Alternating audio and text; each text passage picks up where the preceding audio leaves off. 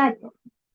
Uma Dhyananjana Shalakaya Chakshurunmitam Yena Tasmai Shri Gurave Namah Vancha Kalparubhyasya Kripa Sindhubhyeva Cha Patitanam Pamebhyo Vaishnavebhyo Namo Namah Jai Shri Krishna Chaitanya Prabhu Nityananda Shri Advaita Gadadhar Sivasadi Gaur Bhaktivinoda Hare Krishna Krishna Krishna Hare Hare Hare Ram Ram Hare Hare। तो इसी हरे कृष्ण महामंत्र की महिमा हम सुन रहे थे शीला ठाकुर महाशय से कि कैसे हरिदास ठाकुर जी बता रहे हैं उन सभी ब्राह्मणों को कि हरिनाम एक बार हरे कृष्ण नाम बोलने से क्या होता है। कि हे विप्र, हे ब्राह्मणों, सुनिए कि एक बार श्री कृष्ण का नाम सुनने पर पशु पक्षी कीट भी श्री वैकुंठ धाम को चले जाते हैं। तो इसी बारे में जब हम पढ़ रहे थे तो ऐसे बहुत सारे मूढ़ व्यक्ति है, मूढ़ मनुष्य होते हैं जो ये सोचते हैं कि एक बार केवल वैकुंठ नाम यानी कृष्ण का नाम श्रवण से, वैकुंठ नाम के कीर्तन फल से शास्त्रों में जो वैकुंठ गमन यानी वैकुंठ चले जाते हैं ये बात वर्णित है, ये केवल एग्जैगरेशन है, यानी ये बढ़ा चढ़ाकर बोला गया है।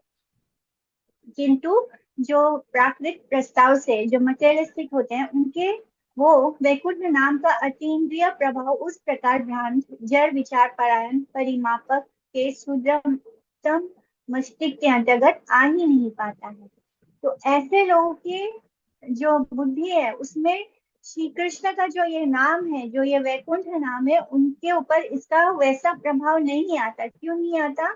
क्योंकि वैकुंठ नाम को माइक वस्तु यानी वो माया की वस्तु मानते हैं। वो उसको नहीं समझ पाते हैं कि जो भगवान कृष्ण का नाम जो है वो साधारण नाम नहीं है, वो कोई मटेरियल नेम नहीं है, वो कोई माया वस्तु नहीं है।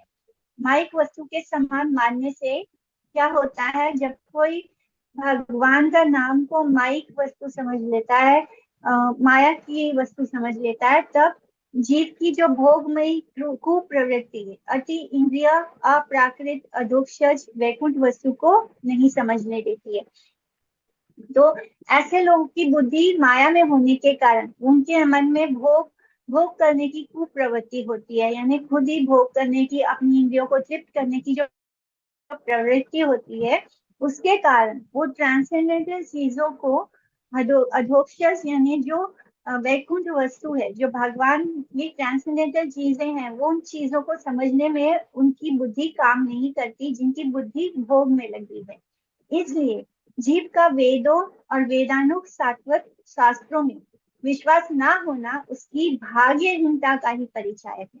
यानी ऐसे लोग जो बोलते हैं ना कि हमको वेदों में कुछ ये सब मने मन गढ़ंत है, या फिर हमारे शास्त्रों को काल्पनिक कहा जाता है। कुछ लोग महाभारत को काल्पनिक समझते हैं, कुछ लोग रामायण को काल्पनिक समझते हैं, कुछ कृष्ण को ही काल्पनिक समझ लेते हैं। तो ये सब जो ऐसे लोग होते हैं जो वेदों पर विश्वास नहीं करते, जो सात्वत शास्त्रों में विश्वास नहीं करते, ऐसे लोगों को भाग्यहीन समझा जाता है। यानी वो उनका वो दुर्भाग्य है, उनका ये बहुत बड़ा दुर्भाग्य है। यन्नाम गृहन अखिलान श्रोत्रेन्नात्ममान्मे वचा सद्या पुनाति किम्बूयस्तस्य स्पृष्टा पदाहिते। तो एक बार की बात है, ये श्लोक आता है श्रीमद् भागवतम के 10th कैंटो में। इसमें एक कथा आती है कि श्री नंद महाराज जी जो है, नंद आदि वो सभी लोग मिलकर, नंद महाराज और जितने भी उनके परिवार के सदस्य हैं और पूरा नंद गांव, वो सब मिलकर, वो सारे गोप मिलकर सरस्वती नदी के तट पर अंबिका वन में उपस्थित होकर देव ब्राह्मणों की पूजा के बाद व्रत धारण पूर्वक यानी व्रत करके रात्रि वास कर रहे थे, रात में वहीं पर वास कर रहे थे।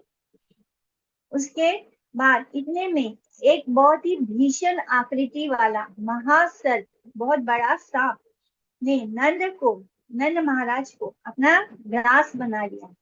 और नंद महाराज के करुण क्रंदन को सुनकर तो उसने नंद महाराज को पकड़ लिया। वो बहुत बड़ा सांप था, उसने पकड़ लिया, जिसके कारण नंद महाराज बहुत क्रंदन करने लगे, रोने लगे और पुकारने लगे। तो नंद महाराज के करुण क्रंदन को सुनकर पितृ स्नेह वत्सल प्रपन्न पालक भगवान श्री कृष्ण ने क्या किया, उस महासर्प को अपने बाएं लेफ्ट फीट से स्पर्श करके, सिर्फ अपने लेफ्ट फीट को उस स्नेक पर स्पर्श किया। उससे क्या हुआ, उसने उस सर्प ने अपना सर्प का रूप त्याग दिया और उज्जवल विद्याधर रूप धारण कर लिया। तो एक मनुष्य का रूप धारण कर लिया विद्याधर, और एवं भगवान के आदेश से अपने पूर्व जन्म के पाप कर्म का इतिहास वर्णन करते हुए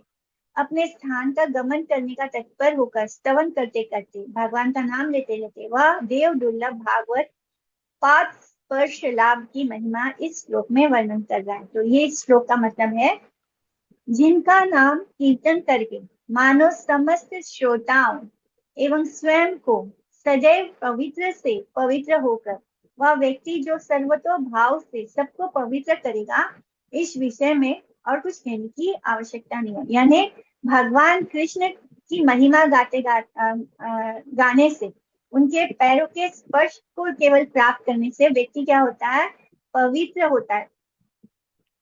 इस तरह उनका केवल नाम कीर्तन करके मानो समस्त अपने श्रोताओं, यानी जो कीर्तन करता है वो भी और जो सुनता है वो भी सदैव क्या करता है, पवित्र होता है। पशु पक्षी कीट आदि बलित न पारे, सुनी ले हरि नाम तारा सब तारे। तो पशु पक्षी कीट आदि तो श्री हरि नाम बोल नहीं सकते, इसलिए वे सब सुनकर ही उद्धार पा लेते हैं।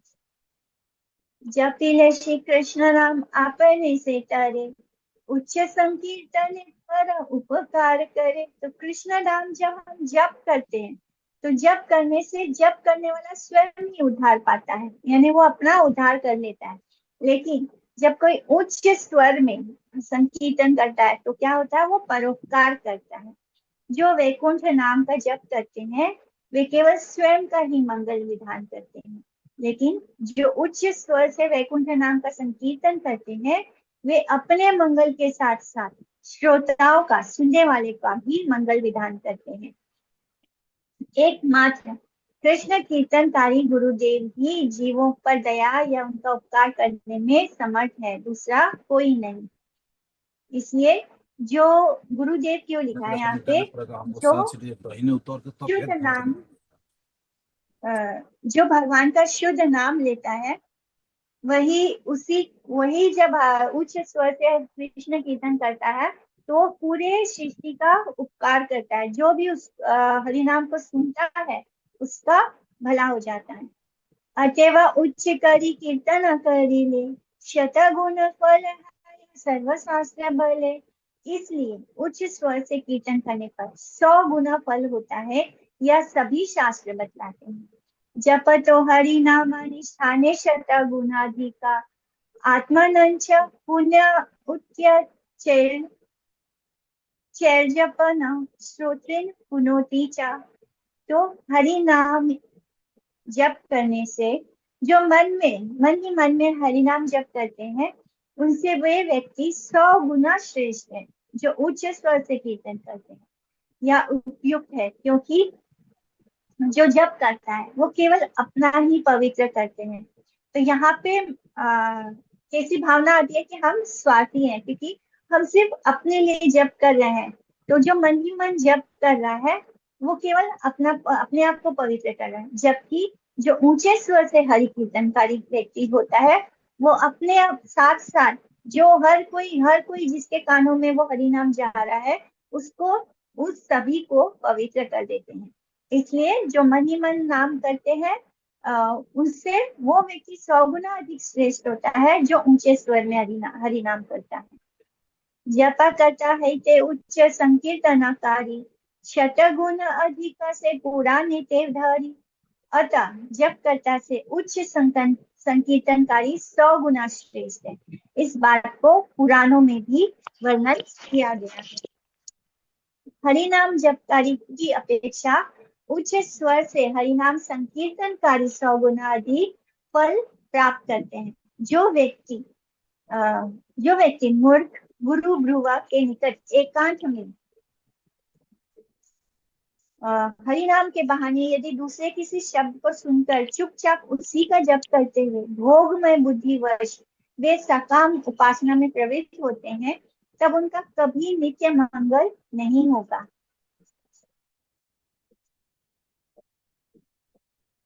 तो जो व्यक्ति अब मैंने एकांत में हरि नाम करने का बहाना करता है, लेकिन वो हरि नाम यदि दूसरे किसी शब्द को सुनकर चुपचाप उसी का जप करते हुए भोग में वृद्धि वश उसके मन में क्या आएगी, उपासना नहीं आएगी, उसके मन में साकाम उपासना में प्रवृत्त होगा। यानी उसके मन में काम इच्छाएं आएंगी, लस्ट आएगा। जैसे कोई अगर अकेले मन ही मन एकांत में बैठ के कर रहा है और उसके मन में गलत शब्द जा रहे हैं, अगर वो सही से उच्चारण नहीं कर रहा, मन ही मन गलत सुनकर गलत शब्द उच्चारण कर रहा है, कोई वो मूर्ख गुरु के सानिध्य में रहकर, तो उसकी बुद्धि कहाँ जाएगी, भोग में हो जाएगी, तब उसका कभी भी नित्य मंगल नहीं होगा। और महाभागवत मुक्त गुरुदेव के मुख से सुने हुए शुद्ध हरि नाम का कीर्तन करने पर अन्य अन्य श्रोत्रु वैष्णव जन उस हरिनाम की महिमा को एक दूसरे को समझा सकते हैं। इससे मन मन में जपकारी की अपेक्षा उच्च नाम कीर्तनकारी का मंगल ही होता है। यानी जब हम किसी शुद्ध या हरि वैष्णव जो बहुत ही शुद्ध हो, जो महाभागवत हो, जब ऐसे मुक्त गुरुदेव के मुख से हम शुद्ध हरि नाम ग्रहण करते हैं, तो वो कीर्तन करने पर क्या होता है, जो उस हरिनाम की जो बाकी के जो वैष्णव जन होंगे वो भी उस हरिनाम की महिमा को एक दूसरे को समझा सकते हैं। इससे मन मन में जप करने की अपेक्षा उच्च नाम कीर्तनकारी का मंगल होता है। नाम अपराध, नाम आभास और शुद्ध श्री नाम ग्रहण, ये 3 प्रकार का विचार वैशिष्ट जिनकी उपलब्धि का विषय नहीं हुआ है, वे प्राय 10 अपराधों में से प्रथम नाम कनिष्ठ नाम आश्रित साधु या वैष्णव की निंदा करते रहते हैं एवं गुरुदेव की अवज्ञा रूप भीषणतम अपराध भी करते हैं। तो जो लोग ये जो कीर्तन नहीं करते, या जो लोग ये समझते ही नहीं है कि नाम बोलना है, क्योंकि इसमें सबसे ज्यादा फायदा क्या होता है, जब हम ऊंचे स्वर में हरि नाम करते हैं तो वो हरि नाम हमारे कानों से हमारे हृदय में जाता है, तो वो हमारा उससे भी श्रेष्ठ भला करता है जो हम मन ही मन जप करते हैं। मन ही मन जब हम जप करते हैं तब प्राय ऐसा हो सकता है कि हम मन में ठीक से जप नहीं कर रहे, मन ही मन जप करते हुए बहुत बार नाम अपराध हो सकता है। और हमें इसमें जो 3 प्रकार का नाम अपराध, नाम आभास और शुद्ध श्री नाम है, इस लेवल पर हम नहीं पहुंच पाते, हम शुद्ध श्री नाम तक नहीं पहुंच पाते, जिसके कारण हमसे 10 अपराधों में से जो पहला अपराध है, यानी जो साधु या वैष्णव है उसकी निंदा हम करते हैं। ये तभी होता है जब हमसे नाम अपराध होता है। अगर हमसे नाम अपराध हो रहा है तो हम किसी जिसके आश्रित हैं, हम अपने गुरुदेव के आश्रित हैं, या हम जिस वैष्णव के आश्रित होते हैं उसकी ही निंदा करने लगते हैं एवं गुरुदेव की जो आज्ञा होती है उसको नहीं मानते, ऐसा भीषण अपराध भी हम कर बैठते हैं। तो गुरुदेव को हम अगर नश्वर जीव समझकर, तो ऐसा बहुत बार होता है कि गुरुदेव कुछ कहते हैं तो सामने वाले भक्त को अच्छा नहीं लगता, उनके शिष्य को अच्छा नहीं लगता, फिर वो अपने आसपास जितने भी लोग हैं उनके सामने बैठ के, नहीं ये गुरुदेव ने ये गलत किया है, ये ऐसे बोलते हैं। तो ऐसा बोलने से क्या होगा, ऐसा बोलने से हमको अपराध लगेगा। गुरुदेव को हमने क्या समझ लिया, अपने जैसा मटेरियल बॉडी यानी नश्वर जीव समझ लिया। जब हम गुरुदेव में कृष्ण के दर्शन नहीं करते हैं, या जब तक हमारे अंदर ये भाव नहीं आ जाता कि हम अपने गुरु को कृष्ण की जगह पर देख पाए, तब तक तो दीक्षा भी नहीं लेनी चाहिए, क्योंकि फिर गुरु अपराध होगा, तो अपराध होगा तो फिर पतन होगा, फिर हम आगे नहीं बढ़ सकते, ना ही हमारा नाम जप जो है वो अच्छे से होगा। तो गुरु को कभी भी मटेरियल नहीं समझना है, उनका जो शरीर है उनको मटेरियल बॉडी नहीं समझना है। गुरु जो होते हैं वो हमारे लिए कृष्णा के रिप्रेजेंटेटिव है, और एक शिष्य के लिए वो साक्षात कृष्ण ही है। तो हमें गुरुदेव को कृष्ण के क्योंकि कृष्ण जो है वो हमारे सामने गुरुदेव के रूप में प्रकट होते हैं। तो गुरुदेव को हमें प्राकृत वस्तु नहीं जानना है, वो कोई मटेरियल वस्तु नहीं है। इसलिए हमेशा एक शुद्ध वैष्णव की शरण लेनी है, उनसे दीक्षा लेनी है, ताकि हमें आगे जाकर हमसे कोई गुरु अपराध ना हो जाए। जब हम मेंटली इस चीज के लिए प्रिपेयर हो जाएं तभी हमें दीक्षा लेनी चाहिए। अदरवाइज हमसे गुरु अपराध होगा, अपराध होने से हम आगे बढ़ने का सारा रास्ता बंद हो जाता है। इसीलिए प्राकृत वस्तु को देव समझकर और उस प्रकार के देवताओं के साथ सर्वेश्वर विष्णु को समान मानने से उनका अपराध होता रहता है। और ऐसे मटेरियल लोग जो होते हैं वो प्राकृत यानी मटेरियल लोगों को देवता सती समान समान समझकर क्या करते हैं, उनको भगवान विष्णु की जगह देते हैं। और फिर ऐसा करने से वो दोबारा अपराध करते हैं, क्योंकि जो मटेरियलिस्टिक लोग हैं अगर हम उनको भगवान की तरह पूजेंगे या उनको भगवान की तरह मानेंगे तो ये भगवान का अपमान होता है, जिससे कि वो भी अपराध होता है, जिसके फलस्वरूप वे एकांतिक वैष्णव के प्रति श्रद्धाहीन होकर वैष्णव अपराधी हो जाते हैं। तो ऐसा होने से क्या होगा, उनको अपराध होना है। अपराध होने से क्या होता है कि जो शुद्ध वैष्णव है, जो एकांतिक भक्त है, यानी जो कृष्ण के अलावा जिनका जीवन का और कोई लक्ष्य ही नहीं है, ऐसे शुद्ध वैष्णव के प्रति वो श्रद्धाहीन हो जाते हैं। उनके मन में शुद्ध वैष्णव के प्रति श्रद्धा खत्म हो जाती है, जिसके कारण उनको वैष्णव अपराध भी लगता है। श्री नाम प्रभु की सेवा में उनकी अनावधानता एवं नाम महिमा में अर्थवाद कल्पना रूपी अपराध आकर उपस्थित हो जाते हैं। तो श्री नाम प्रभु मने हरे कृष्ण महामंत्र। तो जब हरे कृष्ण महामंत्र को हम साक्षात भगवान कृष्ण ही मानते हैं, इसलिए उनको नाम प्रभु कहते हैं। तो नाम प्रभु की सेवा में भी ऐसे लोग जो होते हैं वो नाम महिमा का को क्या समझते हैं, एग्जैगरेट करके कहा गया है, यानी नाम के बारे में जो कोई भी हम महिमा गाते हैं उसको वो समझते हैं कि ये काल्पनिक है, अपने मन भरत बना दिया गया है। तो ऐसा करने से भी अपराध लगता है। अन्य शुभ क्रियाओं के साथ में नाम ग्रहण को समान समझकर अपराध करते हैं। तो जैसे हम किसी वस्तु को इस एक शुभ अशुभ मानते हैं, तो वो नाम को भी नाम वो उच्चारण करने से, हरि नाम करने से उसको भी वो शुभ क्रिया मानते हैं, यानी इसको करने से हमें ये फल प्राप्त होगा, वो फल प्राप्त होगा, जैसे हम बोलते हैं, तो उसको शुभ क्रिया बोलते हैं। तो अगर हम नाम को भी शुभ क्रिया समझ लें कि हम चैंटिंग करेंगे तो हमारा कुछ मटेरियल लाभ होगा, उसके लिए हम कर रहे हैं, तो क्या होगा, वो भी अपराध की श्रेणी में आ जाता है। नाम ग्रहण को समान समझकर अपराध करते हैं तथा नाम बल के बल से पाप प्रवृत्ति द्वारा पाप में आसक्त होते हैं। तो कभी कभी किसी से बदला लेने की इच्छा होती है तो अपना नाम बढ़ा लेते हैं, हरि नाम जप करते हैं, और उसके बल पर वो उस व्यक्ति के साथ कुछ गलत करना चाहते हैं। तो इससे क्या होगा, ये भी पाप प्रवृत्ति द्वारा पाप में आसक्त हो जाएगा व्यक्ति। तो ये सारे नाम अपराध हैं।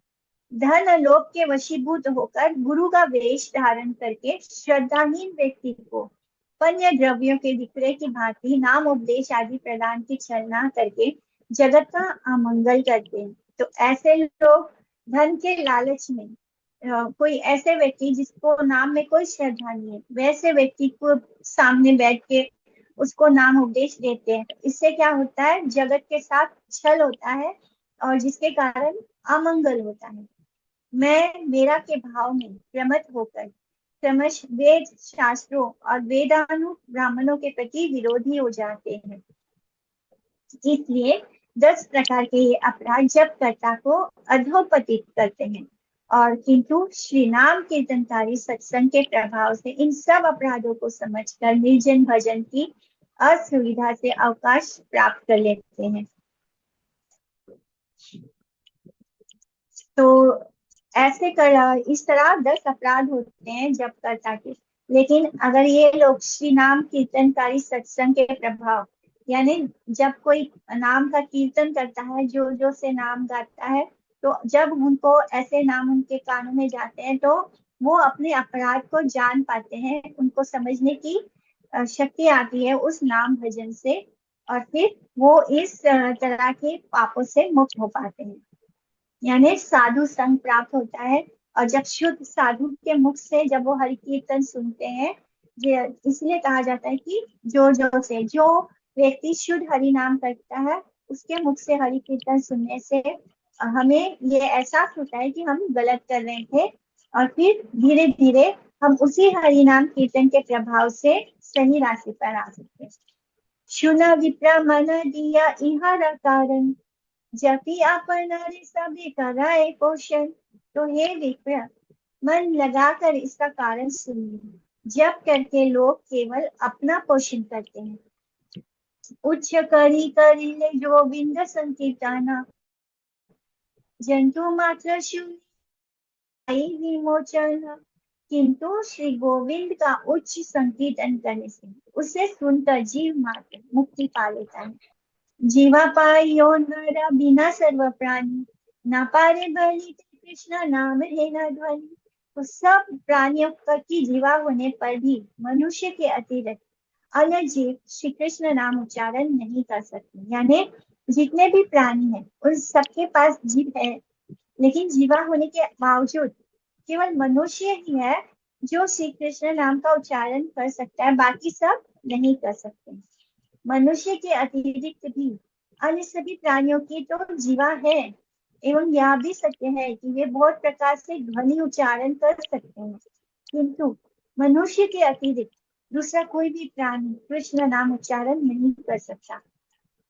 इस बात पर कोई कह सकता है कि कुछ पक्षी भी तो कृष्ण नाम उच्चारण की भांति शब्द का अनुकरण करते हैं, उससे उनको भी तो उत्तम गति अर्थात मुक्ति प्राप्त हो सकती है। इसके उत्तर में कहा जा सकता है कि अनुकरण और अनुकरण संपूर्णता पृथक पृथक कार्य है। अनुकरणकारी जीव कृष्ण नाम की भांति जड़ाकाश के इंद्रिय भोग शब्द समूहों का उच्चारण करने पर भी उनकी सेवोन्मुख जीवा से चिद इंद्रिया ग्राम चिद आकाश विराजित कृष्ण नाम उच्चारित नहीं होता है। कृष्णेतर विषय भोग के उद्देश्य से साकाम भाव से उच्चारित जो नाम प्रतिम तुल्य शब्द वह वैकुंठ नाम नहीं है, वह तुच्छ फल प्रदान करने में समर्थ होने के कारण नाम अपराध कहलाता है, परंतु उससे शुद्ध नाम फल कृष्ण प्रेम का उदय नहीं हो सकता। माने देखा देखी अगर अनुकरण करके कोई कृष्ण नाम उच्चारित कर रहा है, तो उससे हमें कृष्ण प्रेम कभी भी प्राप्त नहीं हो सकता। उससे हमें तुच्छ फल यानी कुछ मटेरियल चीजें प्राप्त हो सकती है, और उस कारण क्या होगा, नाम अपराध लगेगा।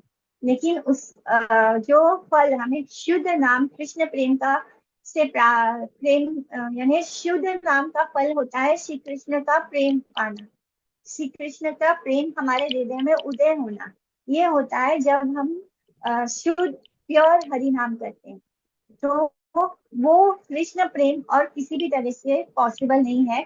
अगर हम केवल किसी को दिखाने के लिए भी रट रहे हैं कृष्ण नाम, तब भी हमें कृष्ण प्रेम नहीं प्राप्त होगा। कृष्ण प्रेम हमें धीरे धीरे, जब हमारा हृदय पूरी तरह क्लीन होगा और जब हमारे अंदर में कोई मटेरियल डिजायर्स नहीं बचेंगे, तब जाके हमें शुद्ध नाम निकलेगा हमारे मुख से, और उसी शुद्ध नाम के बल पर हमें कृष्ण प्रेम उदय होगा, प्राप्त होगा। व्यर्थ जन्म इहारा निष्ठरे यहाँ अहिते, भला देखी कौन दोषा से कर्म करीते। जिस कार्य से व्यर्थ जन्म वाले जीवों का भी सहज निस्तार हो रहा है, तो बतलाइए उस कार्य की करने में क्या दोष है। तो वैकुंठ नाम ग्रहण ना कर सकने पर भी प्राणी मात्र भागवत भक्त के निकट से कानों द्वारा वैकुंठ नाम श्रवण करते हैं।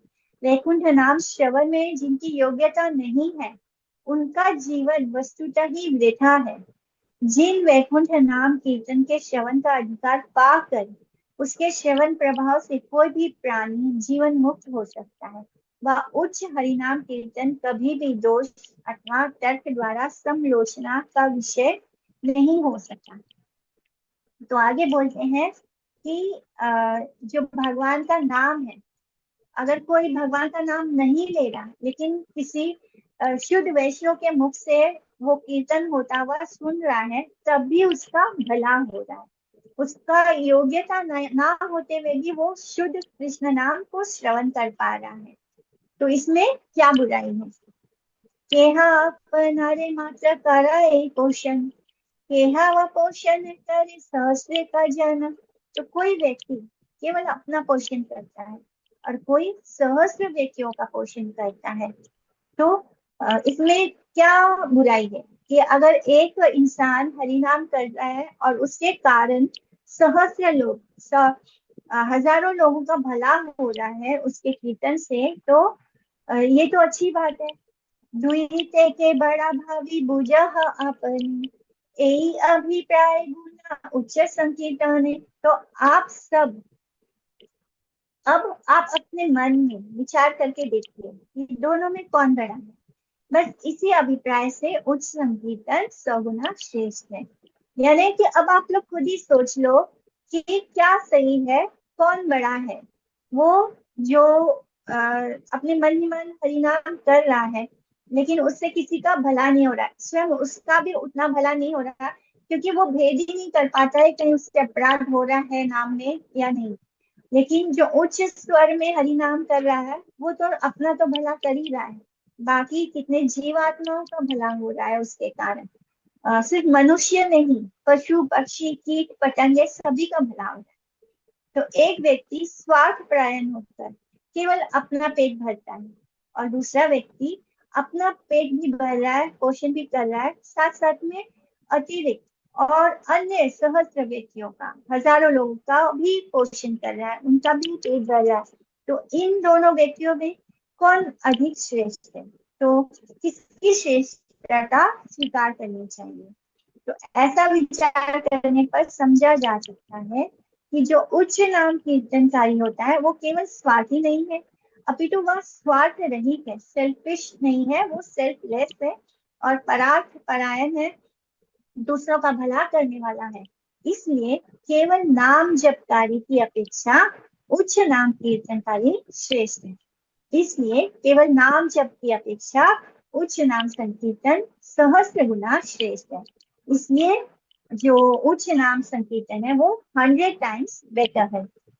से विप्रा सुनी हरि दासेरा कथन, बलि ते लागिला क्रोधी महादुर्वचन। तो हरिदास के वचनों को सुनकर वो विप्र क्रोधित होकर महादुर्वचन बोलने लगता, यानी अब वो और उल्टा सीधा बोलने लग गया। दर्शन करता एवे हईले हरिदास, काले काले वेद पट हया देखी नाश, युग शेषे शूद्र वेद करी वे बाखानी, एक नहीं तहा देखी शेषे कहने। तो अब ये हरिदास भी दर्शन शास्त्र का कर्ता हो गया है। दिखाई देता है कि इसी प्रकार धीरे धीरे वेद पथ का नाश होगा।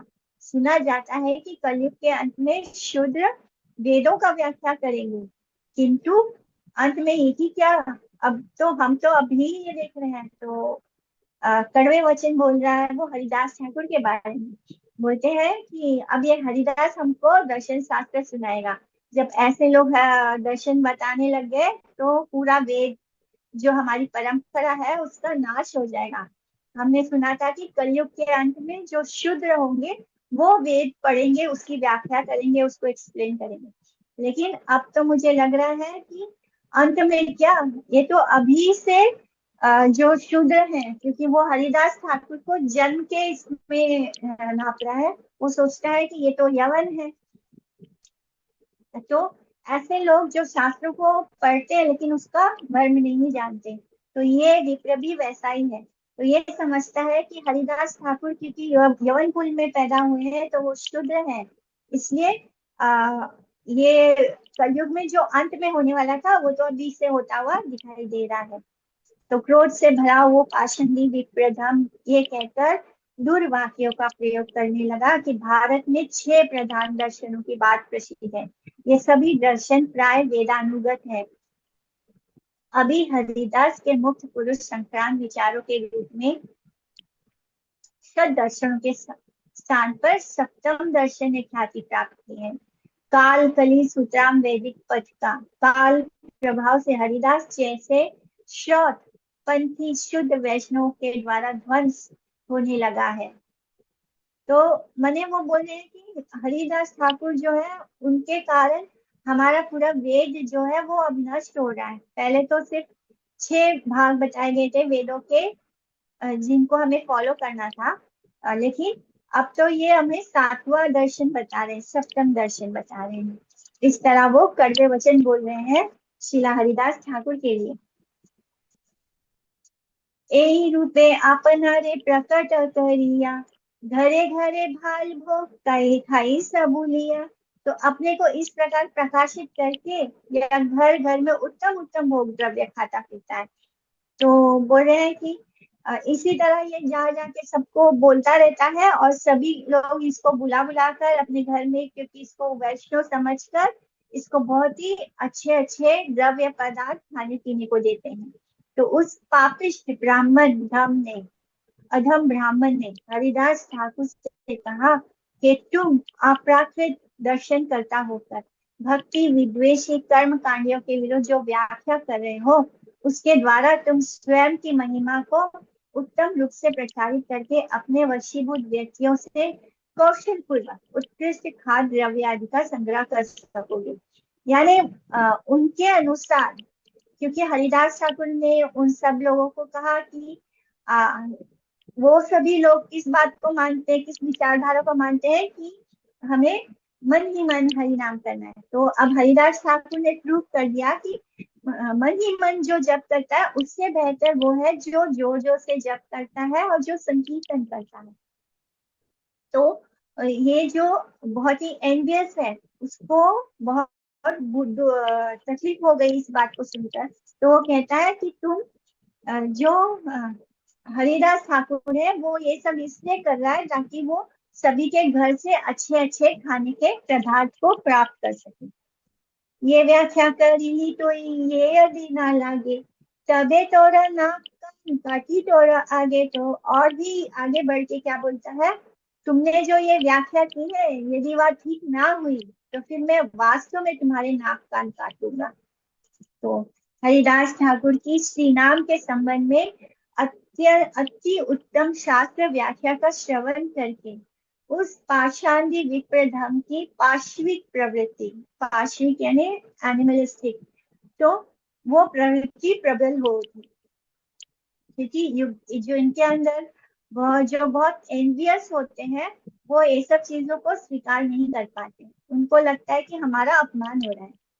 उसने विषम क्रोध वश ये कहकर शपथ और शाप प्रदान किया कि हरिदास द्वारा कथित नाम के इस प्रकार की महिमा व्याख्या यदि शास्त्रों के साथ प्रकृति पक्ष से असंगत हुई तब प्रकाश्य रूप में उसके नाक कान का छेदन करके वह उसका प्रतिशोध लेंगे।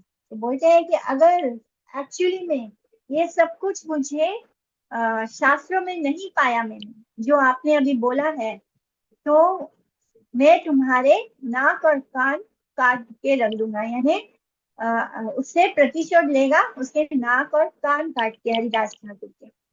सुनि विप्र धमेरा वचन हरिदास हरि बलि ईशता हरिला की चुहास। तो उस अधम ब्राह्मण के वचन सुनकर हरिदास और हरि कहते हुए कुछ हंस दिए। प्रति उत्तर आर किछु तारे न करिया चली लेना उच्च करी कीर्तन गाइया। तो वो समझ के अब इसके सामने तो कुछ बोलने का लाभ है नहीं, इसलिए उन्होंने कोई प्रत्युत्तर नहीं किया और उसको कुछ भी प्रत्युत्तर ना देकर वे ऊंचे स्वर से कीर्तन करते हुए चल देते हैं। तब ठाकुर हरिदास ने उस पाषांडी द्विजाधाव के इस प्रकार निरया प्रापक कटु वाक्य को सुनकर उसकी किसी भी बात का प्रत्युत्तर न देकर स्वयं उच्च स्वर से कीर्तन करते हुए नाम के अर्थवाद से कलुषित उस ध्यान का तत्क्षण परित्याग कर दिया। तो इस तरह वो देखते हैं कि ये नाम की महिमा का समझने के बदले नाम के प्रति अपराध कर रहा है, इसलिए वो उस स्थान को उसी पर परित्याग कर देते हैं। ये वा पापी सभा सदा सेह पापमति, उचिता उत्तर किछु ना करी लाई थी। तो यहाँ पे वो हम सबको यही बता रहे कि हम लोग कभी कभी थोड़ा बहुत समझ लेने के बाद, कभी कभी कोई व्यक्ति हमारे सामने कुछ बोलने लगता है, बहुत नाम यानी हरे कृष्णा डिवोटीज के बारे में भी बहुत कुछ उल्टा सीधा बोलना शुरू कर देते हैं कि ये लोग जो है, ये लोग पैसे लेने के लिए ये सब कर रहे हैं। जैसे इन्होंने कहा कि हरिदास ठाकुर अच्छा अच्छा भोजन पाने के लिए ये सब दिखावा कर रहे हैं। तो बहुत सारे डिवोटीज के बारे में ऐसे लोग बोलते हैं। तो ऐसे लोगों के साथ कोई बात करके बहस नहीं करना है, उनसे बात ही नहीं करनी चाहिए, क्योंकि ऐसे लोगों से बात करने से क्या होगा, वो लोग और बुरा बोलेंगे, जिस कारण उनको और ज्यादा अपराध लगता जाएगा। और ज्यादा अपराध माने उनका वापस लौटना, भगवान के तरफ लौटने में उनको मुश्किल होगी। इसलिए उन पे करते हुए हमें उनके साथ बहस में नहीं पड़ना चाहिए। जितने पापी ब्राह्मण सभासद थे, उन्होंने भी पाप बुद्धिवत इस प्रकार कुछ उचित उत्तर ना दिया।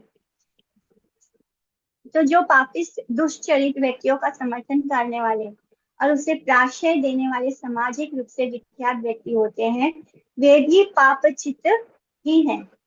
और ठाकुर हरिदास की संपूर्ण शास्त्र संगत बातों का समर्थन करना तो दूर, यानी इतना सब कुछ उन्होंने एक्सप्लेन किया, वहां पे बैठे इतने सारे लोग थे, उनमें से किसी ने उसको समर्थन भी नहीं किया कि हाँ आप बिल्कुल सही बोल रहे हैं, ऐसा बोलना तो दूर। उक्त सभा के महापापी सभ्य लोगों ने ठाकुर के शास्त्र युक्ति संगत वाक्यों का समर्थन या उस विप्र धम की, उस विप्र ने ऐसे कड़वे वचन बोले। एक शुद्ध भक्त को क्या बोला कि मैं तुम्हारे ना, अगर मुझे ये शास्त्र में नहीं मिला तो मैं तुम्हारे नाक और कान काट दूंगा। तो ऐसा बोलने पर भी, ऐसे कटु मुक्ति के प्रतिवाद स्वरूप एक शब्द भी नहीं बोला। वो बाकी के लोग वहां बैठे ये सब सुन रहे थे।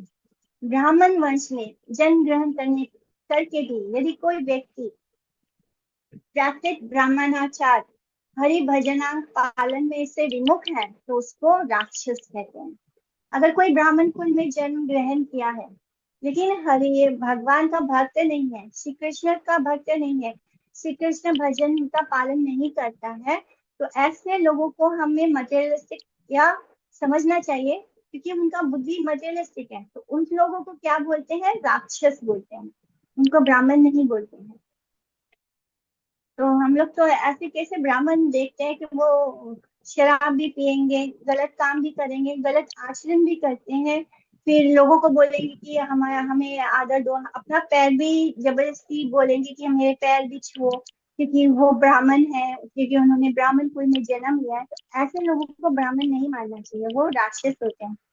सदाचार से विमुख दुराचार विशिष्ट ब्राह्मण प्राकृत ब्राह्मण के एक मात्र कृत्य हरि सेवा का परित्याग करने के कारण अधपतित होकर राक्षस नाम से विख्यात होते हैं। तो ऐसे ब्राह्मण जो हरि सेवा से विमुख होते हैं, भगवान श्री हरि का त्याग करते हैं, उनका नाम नहीं ग्रहण करते हैं, ऐसे लोगों को राक्षस नाम दिया गया है। कोई कोई उनको ब्राह्मण ब्रुवा या ब्राह्मण अधम कहते हैं। इस लोक में वे ब्राह्मणता से विच्युत होते हैं तथा जीवन के परवर्ती काल में भी वे यम के निकट प्रचुर दंड के भागी होते हैं। यानी ऐसे लोगों का नरक में जाना निश्चित होता है, जहां पर जाने के बाद उनको यम जो है वो बहुत दंड देगा। एक सकल राक्षस ब्राह्मण नाम मात्र, यही सब लोकयम यातन पात्र। तो ये सब राक्षस नाम मात्र के ब्राह्मण होते हैं।